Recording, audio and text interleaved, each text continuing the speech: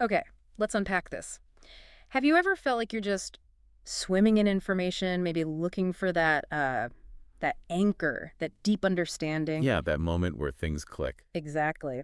Well, today we're taking a deep dive into a text that fundamentally reshaped philosophy. It kind of gives us a map for how we can truly know anything at all. We're talking about Immanuel Kant's Prolegomena to any future metaphysics. Bit of a mouthful, that title. It is, isn't it? But this isn't just some dusty old book. People often call it indubitably the most important of Kant's writings. It serves as a key to his main work, the critique of pure reason. Right, it's meant to be a sort of preliminary survey and explanation of Kant's philosophy in general. Like a shortcut, maybe. A guide to one of the most influential thinkers ever. A shortcut, exactly. Or maybe Kant's own user manual for the big critique. Yeah. And what's really fascinating here is the core question the book poses, one that honestly still resonates today. How is metaphysics possible as a science? A science, Yeah. like physics or biology. Well, that's what Kant wanted to figure out. He looked around and saw other sciences just leaping forward, making progress, while metaphysics seemed to constantly move around the same spot without gaining a single step. Just endless debate. Right, stuck in a loop. Exactly. So this deep dive is about understanding his answer, which really did initiate modern thought by changing his formulation of the problem itself. So, what does this all mean for you listening in? Well, it means we're going to explore how Kant tried to establish a science of metaphysics, distinguish it from just shallow talk and vain, baseless philosophy. Yeah, getting beyond mere opinion. Our mission today is really to pull out the core insights, the nuggets that explain how our minds actually construct reality, and crucially, what that means for what we can genuinely claim to know. There's a pretty fundamental shift in thinking he proposes. Absolutely. And the story of Kant's Prolegomena, it famously begins not actually with Kant himself, but with another giant, David Hume. Hume. Yeah, Kant himself said that Hume's ideas interrupted my dogmatic slumber. Quite an admission. It really is. Hume, he focused on a single but absolutely critical concept in metaphysics, cause and effect. The idea that one thing makes another happen seems obvious, right? You'd think. But Hume demonstrated irrefutably, or so he argued, that our reason, just by thinking about it a priori, without experience, it couldn't possibly establish a necessary connection between a cause and its effect. So we see the sun shine and a stone get warm, but we can't prove the sun must warm the stone just by logic alone. That's the gist of it. His conclusion was pretty startling. This core concept, cause and effect, was nothing but a bastard of imagination impregnated by experience. We just get used to seeing things happen together. A habit. Exactly. We mistake the subjective necessity of habit for an objective necessity. We feel like it must happen, but we can't logically prove it has to, independent of observing it happen over and over. Wow. So if Hume's right about cause and effect, then he's basically saying there is not and cannot be any such thing as metaphysics at all, because metaphysics relies on those kinds of necessary connections, right? Precisely. It's Yeah. a massive challenge. So how did people react? Yeah, what did the philosophers of the time make of this bombshell? Well, Hume, as Kant kind of dryly observed, suffered the usual misfortune of metaphysicians, of not being understood. Mm-hmm. They didn't get it. Largely, no. His opponents, people like Reed, Oswald, Beattie, Priestley, they missed the point of the problem. Often they just appealed to common sense. Well, of course there's cause and effect. Everyone knows that sort of thing. Pretty much. They took for granted the very thing Hume was doubting, rather than tackling the deep issue he raised about how we could know it with certainty. But Kant saw something more in Hume's argument. Oh, absolutely. For Kant, Hume's suggestion was invaluable. He didn't just throw up his hands and accept skepticism. He used it as a crucial starting point. He realized, wait, this isn't just about cause and effect. It's bigger than that. Much bigger. It applies to all the fundamental connections that metaphysics claim to know a priori, independent of experience. Hume lit the fuse. Okay, so Kant's awake now. How does he start building his own system? Where does his revolutionary framework begin? It starts with something seemingly quite technical, but it's absolutely fundamental. It's a distinction Kant makes in how we form judgments. Analytical versus synthetical judgments. The whole possibility of metaphysics, for Kant, hinges on getting this right. All right, let's break this down. Analytical judgments. What are those? Think of them as clarifying judgments. The predicate, the description part, is already contained within the concept of the subject. Okay, like your example, gold is a yellow metal.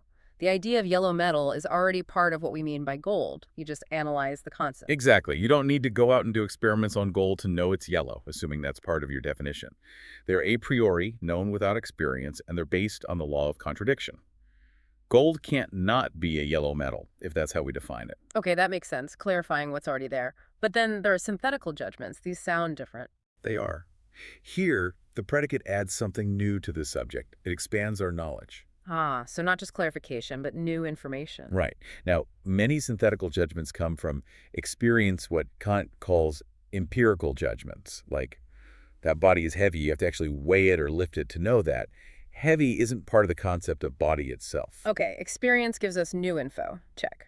But here's Kant's huge insight, something he claimed had altogether escaped previous philosophers.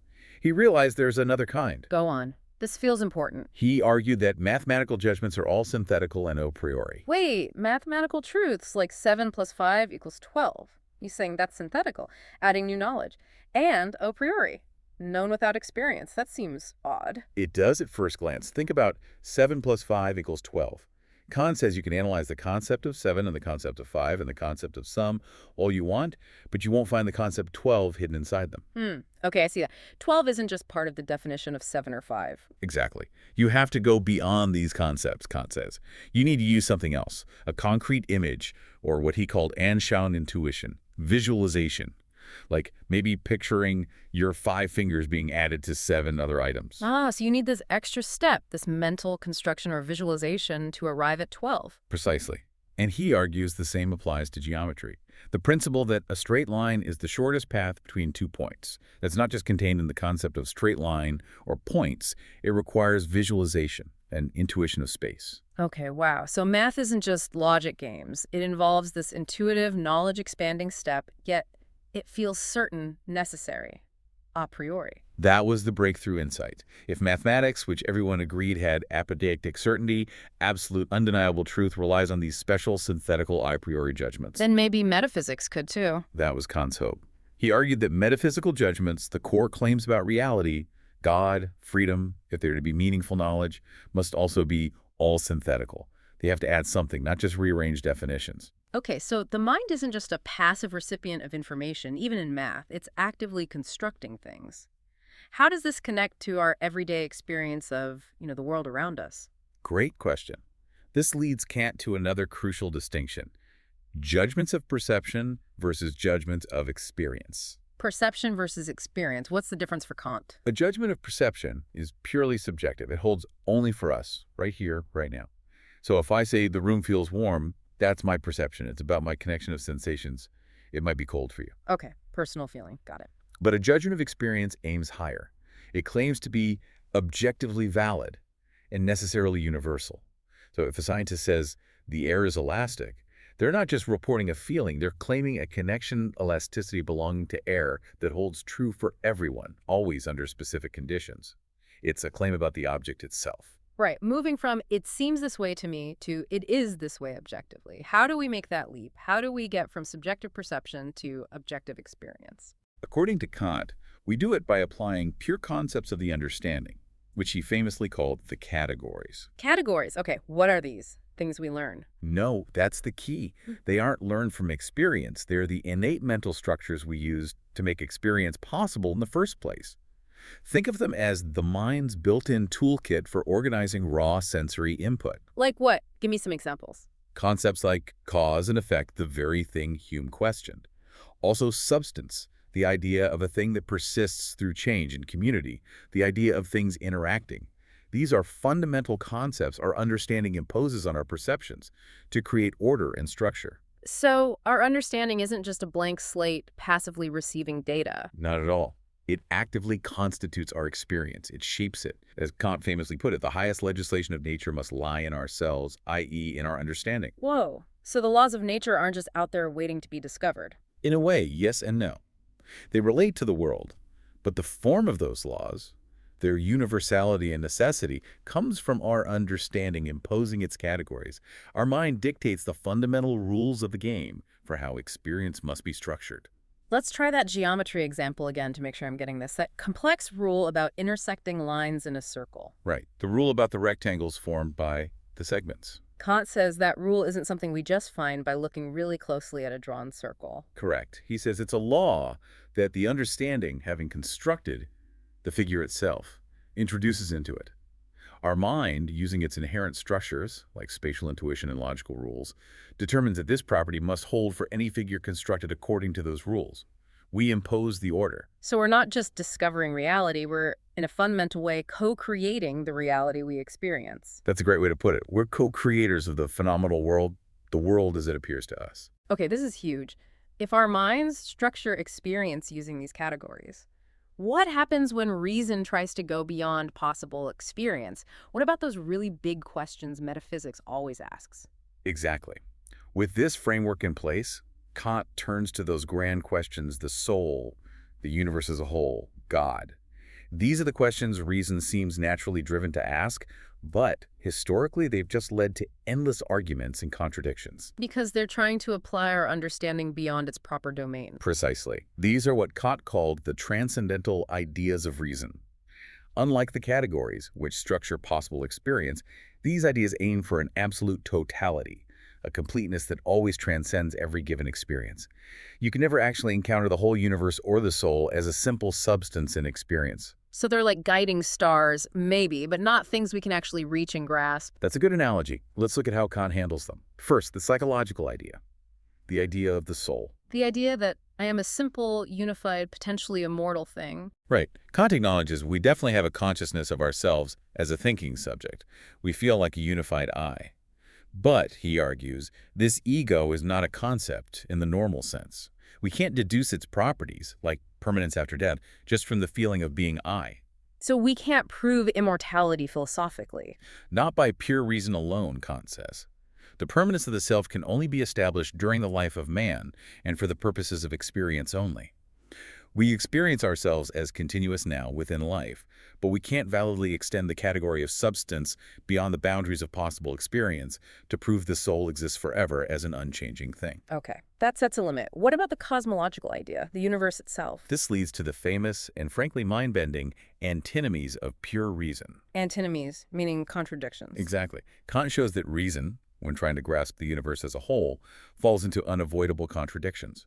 For example, you can construct seemingly valid arguments to prove that the world must have had a beginning in time. And equally valid arguments to prove it must be eternal with no beginning. Yes. And similarly, arguments proving the world is made of simple, indivisible parts, and arguments proving it must be infinitely divisible with no simple parts. Or arguments for absolute causal determinism, and arguments for genuine human freedom. Both sides seem provable. That's problematic. It's deeply problematic. This unexpected conflict, Kant says, is what should make any philosopher pause and feel ill at ease.